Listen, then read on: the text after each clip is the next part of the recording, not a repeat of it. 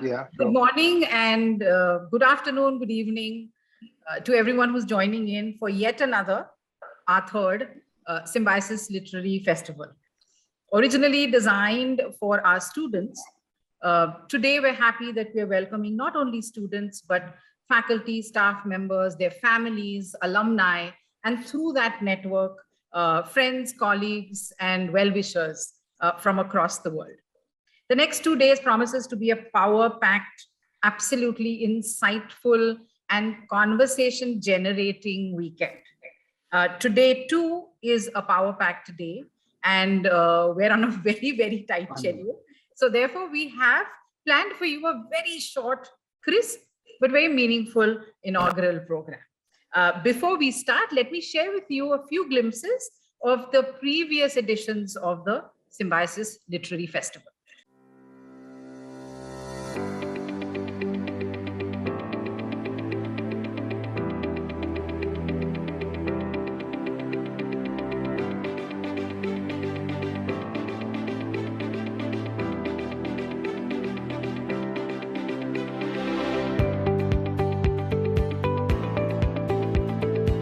Literature is not aspirin, that you take one pill and there goes, bingo, headache is gone.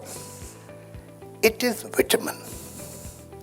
If you keep consuming literature, gradually it gives strength to your intellectual, your aesthetic muscles. Mr. Majumdar, Punekars and the students of Symbiosis, I am also a partly Punekar also, part of you guys. Thank you very much for calling and having us all over.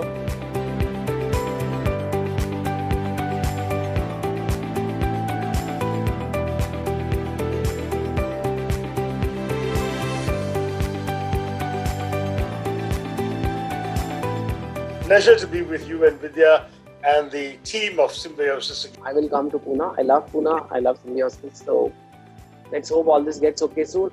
Symbiosis is such a brand name that it becomes very difficult not to be part of an event organized by Symbiosis. And I want to thank Symbiosis, this remarkable and great university which they've nurtured and built up. I want to thank not just Dr. Majumdar and Dr. Vidya, but the entire panel of educationists that have been teaching students in this lovely, lovely atmosphere.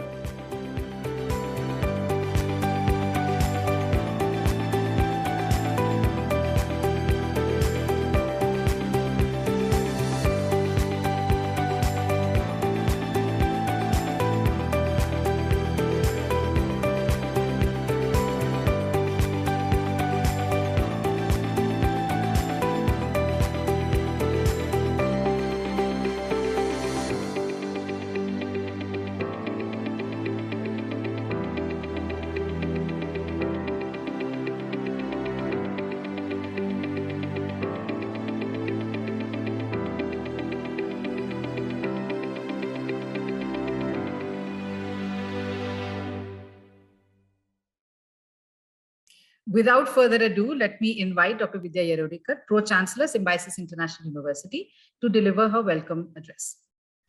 Thank you, Anita. Our respected Dr. Majumdar, sir, the Chancellor of this university, Mrs. Rajni Gupte, the Vice Chancellor, and I would say Dr. Javed Akhtar, because we've conferred DLIT on him. So Dr. Javed Akhtar ji, who has been through with us for all the literary festivals.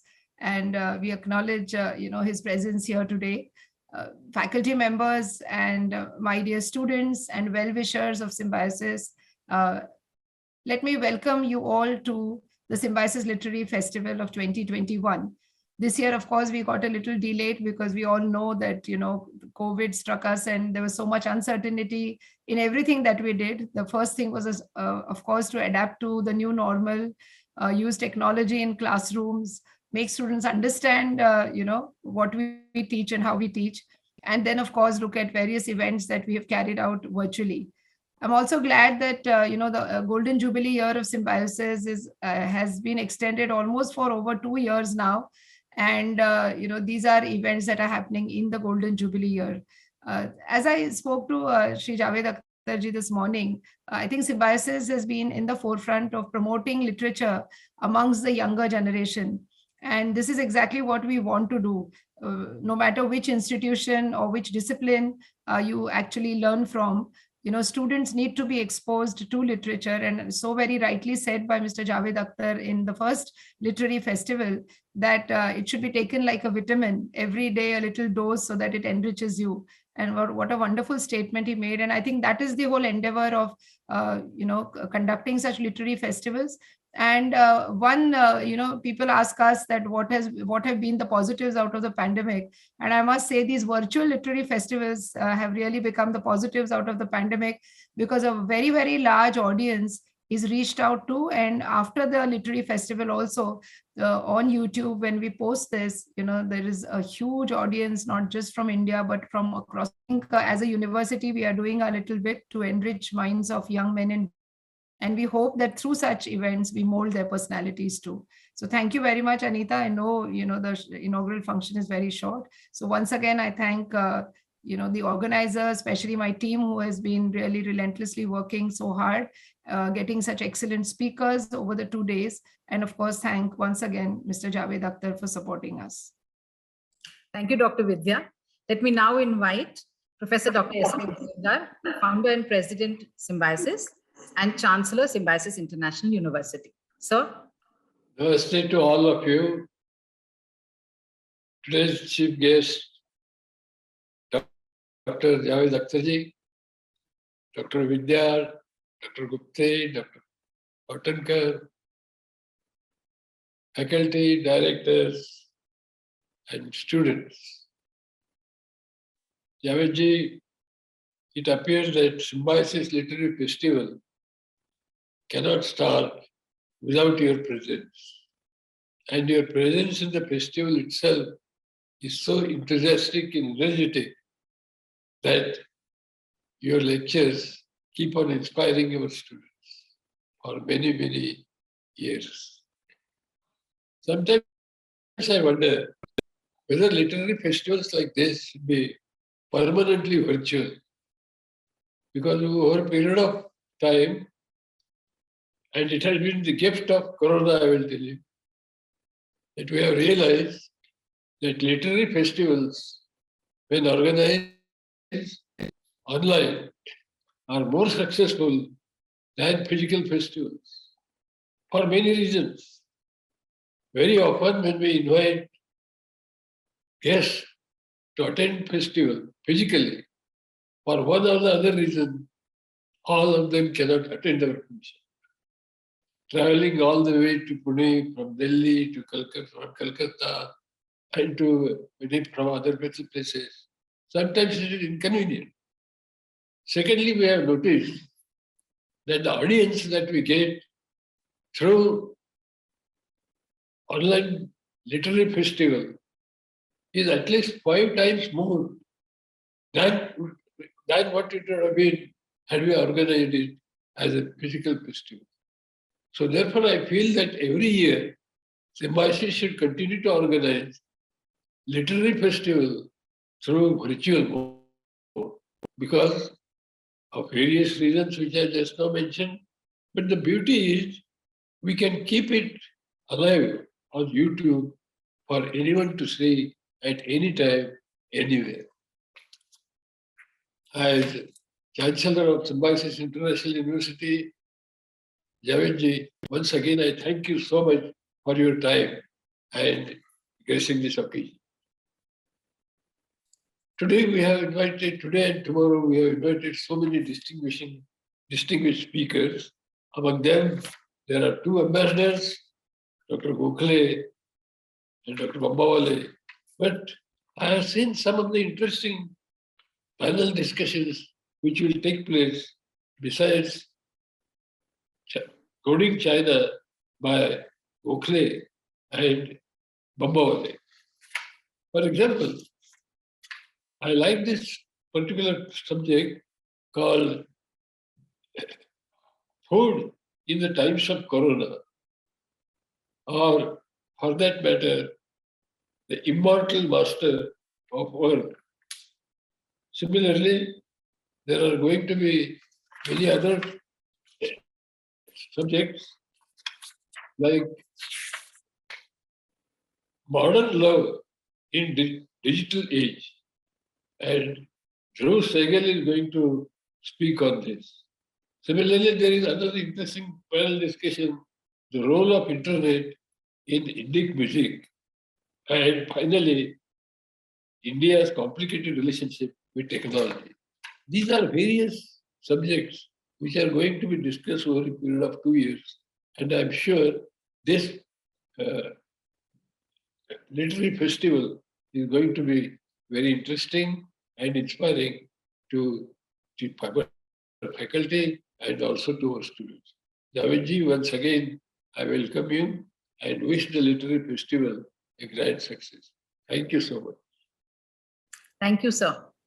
Our chief guest for the day, or should I call him our patron of the Symbiosis Literary Festival, actually needs no introduction. He's loved by fans, by audiences, has received critical reviews and appreciation. And in addition to all of that, of course, has been honored with, two of India's highest civilian awards, the Padma Shri as well as the Padma Bhushan, and innumerable film awards, including National Film Awards. Shri Javed Akhtar ji, the stage is all yours, and the audiences from across the world. We've had more than 1,500 registrations. People will be watching on Zoom as well as on YouTube, are absolutely waiting to hear you. So, Anyway, I must warn you that the voices were breaking now and then. So it may happen while I'm also talking, but please point it out. Just raise your hand so I'll know that my voice is breaking. Thank you very much for calling me. Symbiosis, I have never studied the fortune of studying in Symbiosis, but I have honestly started owning it like an old boy. Now, I had come for this same festival, perhaps that was the first Lit Fest, and I had spoken about literature and students and young people's relationship with literature, which is there, which should be there, and so on. Hopefully, I've come back. Yeah, but I have gone to Lit Fests in Delhi, in Jaipur, in Bangalore, in Calcutta, and you'll be happy to know that at every place, that shows that the younger generation is so much interested and curious about literature, fiction, poetry, and so on. And that's wonderful. And as a matter of fact, I should accept that no thanks to us. When we were born, there was a lot of literature, language, poetry around us. And particularly, I was fortunate enough to be born in a family where my parents were writers, my uncles were writers, my grandfather was writer. And writer, not that they were just writing as a hobby, but they were known established writers in Urdu literature. And sometimes I feel that someone else who was born in a family where the main business is stock exchange or cotton or iron or steel or whatever, that person would have gone to some school to take a 5 year or 6 years course to learn.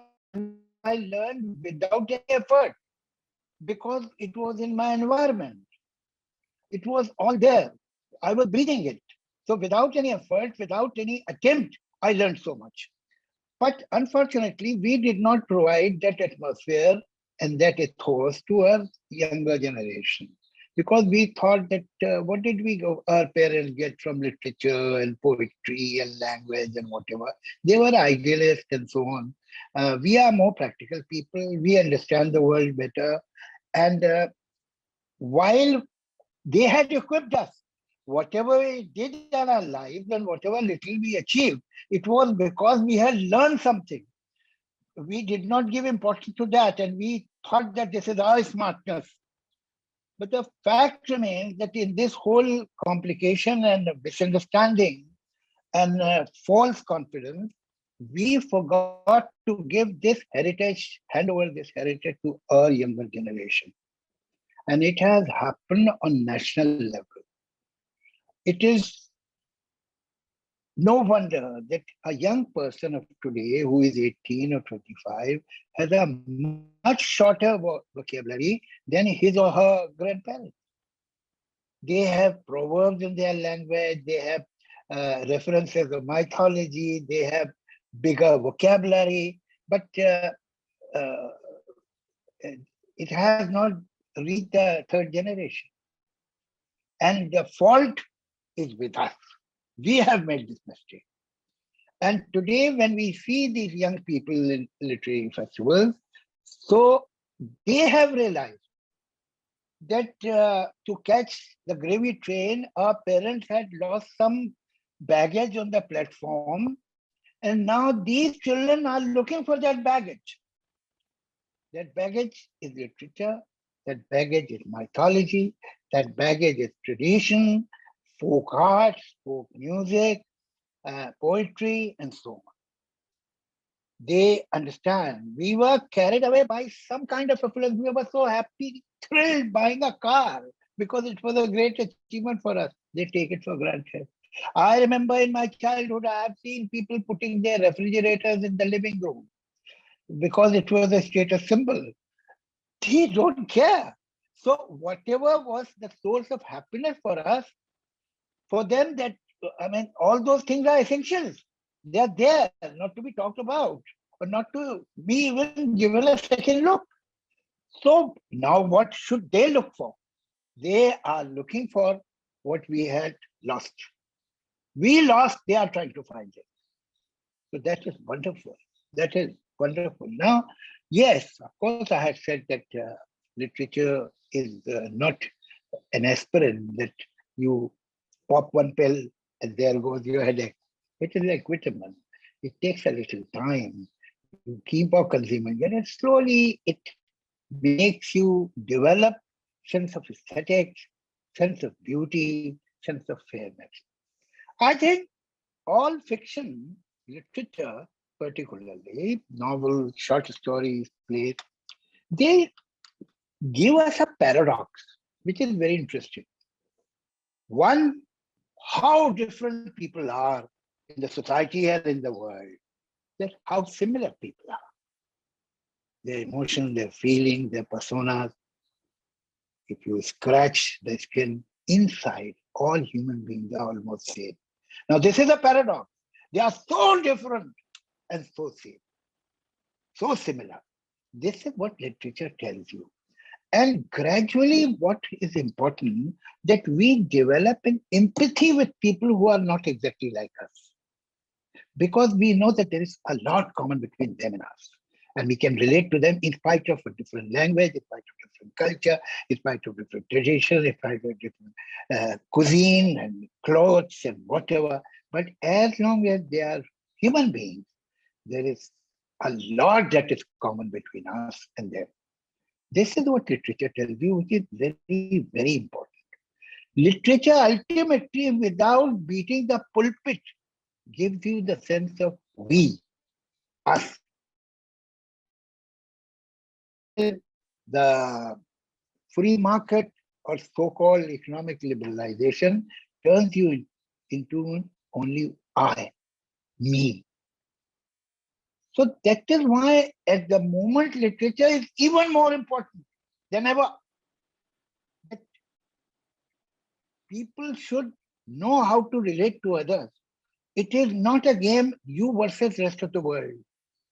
You belong to a huge team called humanity. And every team player is important. They are in different ways, like any team, hockey team or football team, they are in different positions. But ultimately the goal is the same. This is what literature tells you. We say, a thought came to my mind just now when I was listening to you people, that this is a virtual lit fest. Actually, literature is virtual. You know, cinema is not. Cinema or OTT or TV are not virtual. They are real. They are giving you a definite image. That image is real. You may call it virtual, but there is an image. But when you are reading a novel, when you are reading a play, when you are reading a poem, the images that come to your mind, they are only in your mind. They are purely virtual. And these images enrich your imagination. You learn to imagine and see things which are not there. So as a matter of fact, literature by temperament is virtual.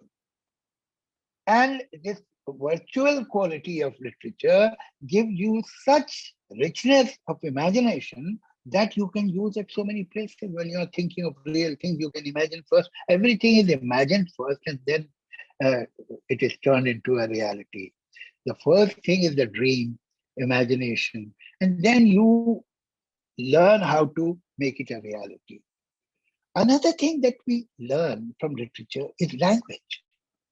Now, language on surface is just a vehicle of communication, that at what time you will reach that department and I'll come at such and such time, so we must meet at such and time. That's what these are information.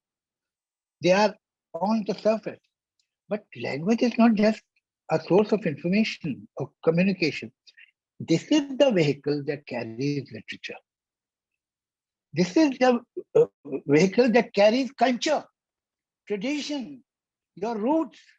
You cut a child from the language, you have cut the child from the roots. Whether this is Tamil or Telugu or Kannada or Gujarati or Marathi, any Bengali, any language, whatever his mother tongue is, if he or she doesn't learn that, then it costs the child his or her roots. Because, if you look at a tree, the more the tree grows up and spreads the branches, it is desired that the more the roots should go in the under the ground. Because that is how the tree will keep on standing. If the roots are not there and tree starts spreading, sooner or later the tree will fall. So it is equally important to be rooted, to be able to spread out. Roots are not the tree, neither are the branches. But roots, trunk is the effort to go away from the root.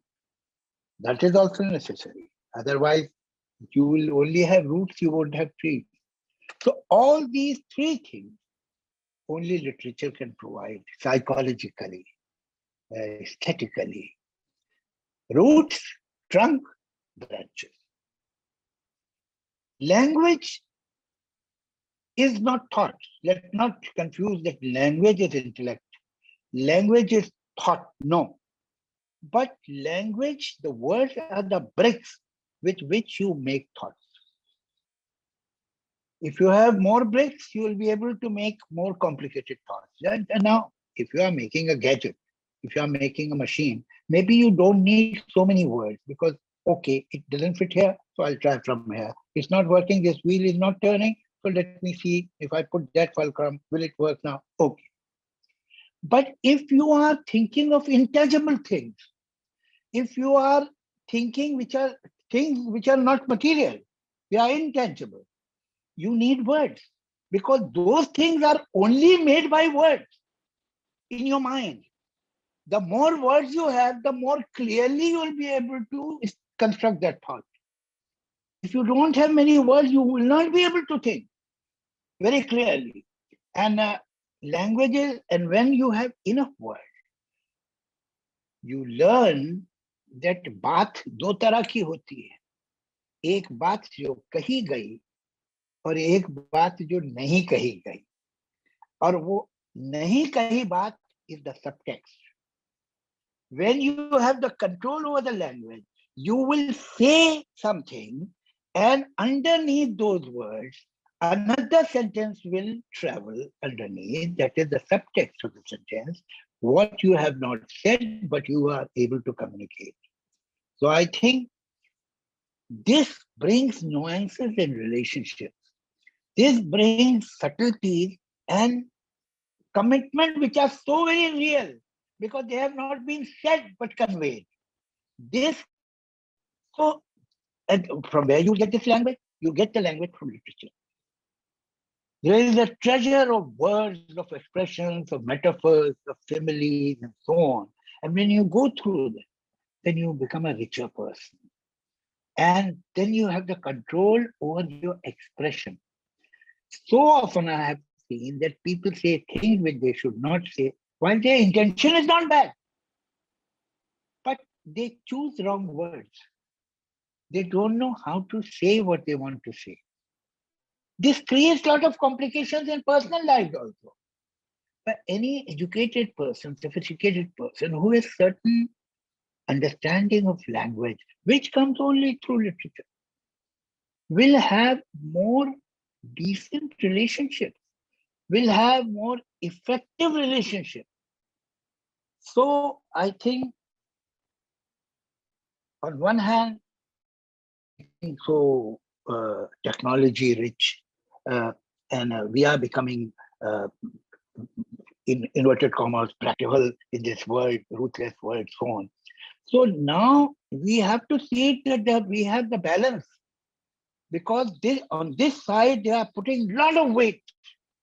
So our tarazu should not go only on one side. That will totally distort our personality.